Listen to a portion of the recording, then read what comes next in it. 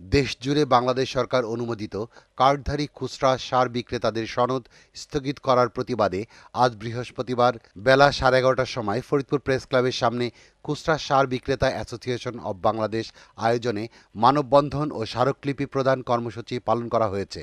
এ সময় সংগঠনটির পক্ষে বক্তব্য রাখেন সভাপতি জাকির হোসেন লিটন।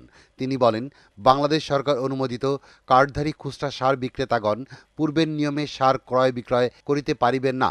এই সংবাদে আমরা সারা দেশের 44,000 কার্ডধারী খুচরা সার বিক্রেতারা মারাত্মকভাবে হতাশ।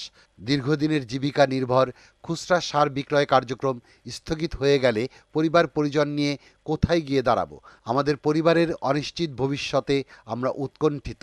প্রায় 16 বছর যাবৎ সার কীটনাশকের ব্যবসা করে আসতেছি। আমরা 23,000 টাকা সরকারি জামানত দিয়ে সরকারি নিয়োগের মাধ্যমে আমরা এখানে লাইসেন্সটা প্রাপ্তি পেয়েছি। এই লাইসেন্সটা পাওয়ার পরে আমরা ব্যবসা পরিচালনা করে আসতেছি। আমাদের ফরিদপুরে প্রায় 730 জন খুচরা সার ব্যবসায়ী আছেন।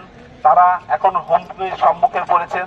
তো সরকারের কাছে আমাদের একটাই আবেদন, আপনারা যদি আমাদেরকে এই বাতিল করা হয়, এই 44,000 পরিবার এখন হুমকির সম্মুখে আছে।